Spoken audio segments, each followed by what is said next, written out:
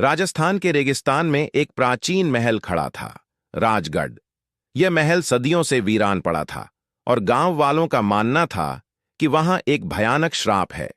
कहते हैं, हर अमावस्या की रात वहां से चीखों की आवाजें आती थीं। कोई भी सूर्यास्त के बाद महल के पास जाने की हिम्मत नहीं करता था।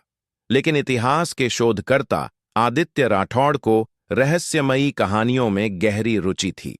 जब उन्होंने राजगढ़ के श्राप के बारे में सुना, तो वे सच्चाई जानने के लिए महल जाने का निश्चय कर लेते हैं।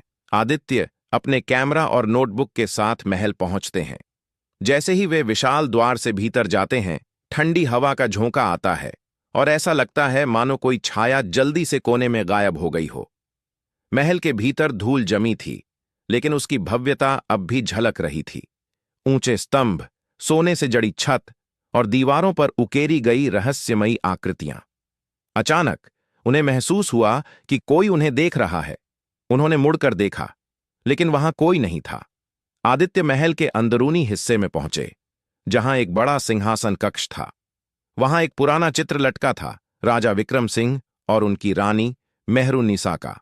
उनके चेहरे पर उदासी थी, लेकिन उनकी आंखों में कुछ ऐसा था जो आदित्य को बेचैन कर रहा था। अचानक हवा में एक धीमी सरसराहट हुई और आदित्य को लगा कि कोई उनके कानों में फुसफुसा रहा है, सावधान, जो भी इस रहस्य को जानने की कोशिश करता है वो वापस नहीं लौटता।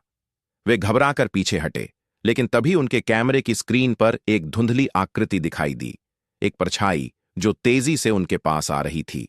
आदित्य ने गांव के एक बुजुर्ग पंडित शिवदत्त से इस महल के इतिहास के बारे में पूछा।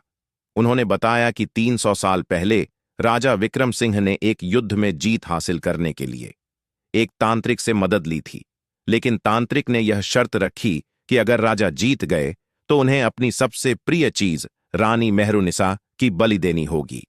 राजा ने वादा किया, लेकिन युद्ध जीतने के बाद उन्होंने वचन तोड़ दिया।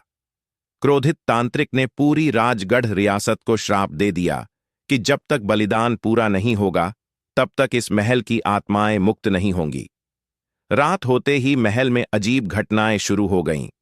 दरवाजे खुद ब खुद खुलने लगे, छत से मोमबत्तियां गिरने लगीं और आदित्य को किसी की पदचाप सुनाई देने लगी। अचानक उनके सामने एक छाया प्रकट हुई।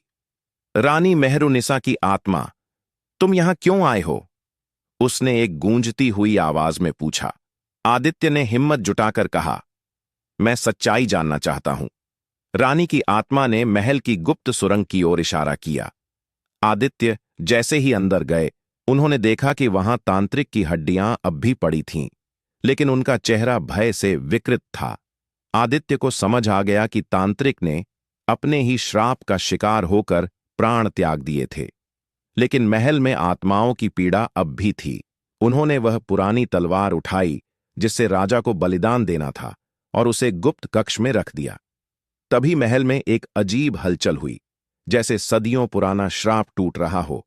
16 रानी मेहरुनिसा की आत्मा ने एक अंतिम बार मुस्कुराकर आदित्य को देखा और धीरे धीरे विलीन हो गई। अगली सुबह गांव वालों ने देखा कि महल के ऊपर छाए हुए काले बादल छोंट चुके थे। अब वहां कोई चीखें नहीं आती थीं। आदित्य ने महल के रहस्य को दुनिया के सामने लाने के लिए अपनी कहानी लिखी, लेकिन उन्होंने एक रहस्य अपने पास रखा। रात के समय कभी कभी उन्हें अब भी लगता था कि कोई उनकी परछाई में खड़ा है।